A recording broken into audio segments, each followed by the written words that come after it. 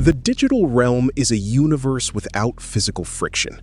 Since the dawn of computing, this lack of limits birthed the information age. But it also cemented a fatal flaw, the double spend problem. If a digital asset is just code, it can be copied infinitely with zero thermodynamic cost.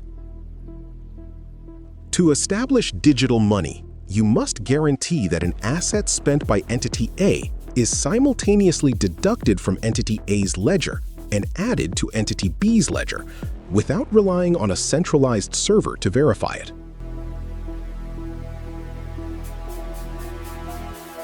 Computer scientists called this the Byzantine general's problem. How do independent nodes in a vast, decentralized network agree on a single absolute truth when any of the nodes could be corrupted or broadcasting lies? For decades, it was considered unsolvable, until a protocol was forged that didn't just use mathematics, but chained the weightless digital world to the brutal, inescapable laws of thermodynamics.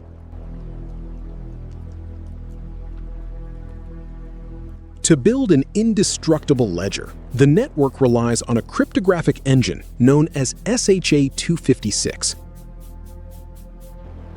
This is not a simple encryption method. It is a one-way mathematical function built on the Merkle-Damgård construction. When a block of transactions is fed into this engine, it is chopped into 512-bit chunks. These chunks are then forced through 64 rounds of relentless bitwise operations, XORs, right shifts, and logical ANDs. No matter the size of the input, the output is always a fixed 256-bit signature, a hash. But this mechanism harbors the avalanche effect. Altering a single bit of input data changes at least 50% of the output bits in a completely unpredictable manner. Because information is deliberately discarded during the bitwise shifts, the function is mathematically irreversible. To reverse engineer the input from the hash, you must blindly brute force every combination. There are 2 to the power of 256 possible hashes. To put this in perspective, if every atom on Earth was a supercomputer testing 1 billion hashes a second since the Big Bang, they would not have even scratched the surface of this integer space. It is an absolute mathematical abyss. But cryptography alone does not establish a chronological timeline. To prevent the rewriting of history, the network forces computers to perform a continuous act of computational violence, proof of work. Every 10 minutes, thousands of transactions are cryptographically hashed and paired together, layer by layer, building a structure called a Merkle tree. At the very top sits a single 32-byte hash, the Merkle root. This root is placed inside the block header, alongside the hash of the previous block, a timestamp, and a crucial 32-bit variable called the nonce. To lock this block into the ledger, the network dictates a mathematically arbitrary but highly specific condition.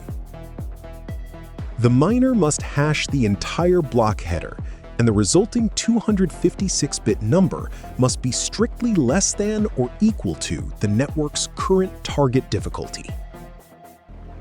Visually, this means finding a hash that begins with an absurd number of consecutive zeros. Because SHA-256 is unpredictable, the only way to find this is to continuously change the nonce and hash the header again and again. When the 32-bit nonce overflows, miners must alter the timestamp or tweak the transaction data to generate a new Merkle root, starting the cosmic lottery over.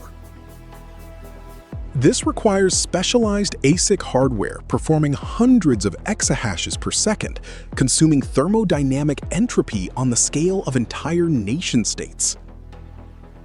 Mining converts physical electricity into digital truth.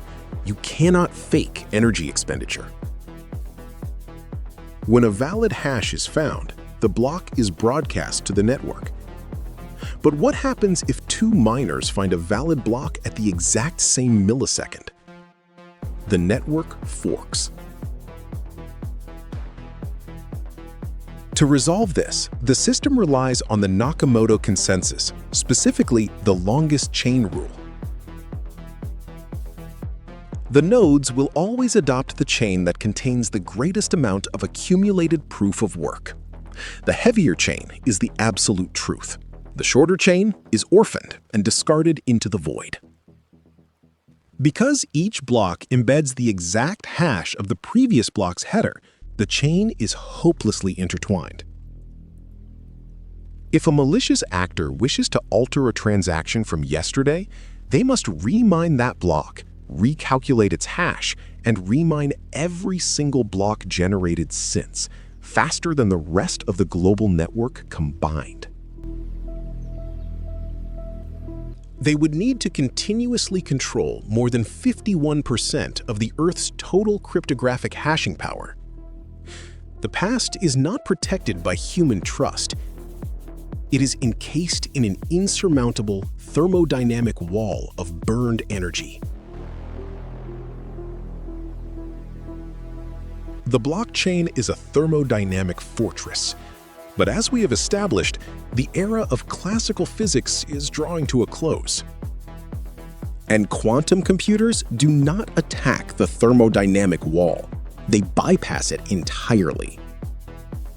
While Grover's algorithm will effectively have the security of SHA-256, forcing the network to adapt, the true apocalyptic threat lies in the digital signatures themselves.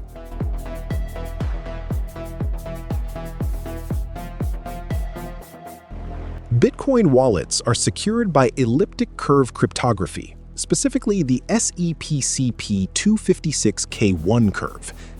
It assumes that deriving a private key from a public key is practically impossible for classical processors.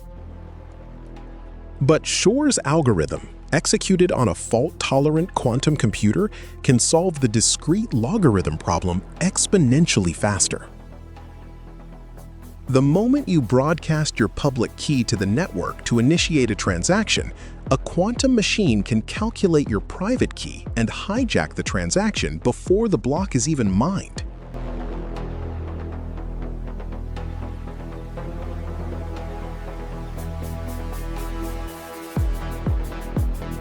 The ultimate collision between the thermodynamic energy of the macro world and the multidimensional probability of the micro world is inevitable.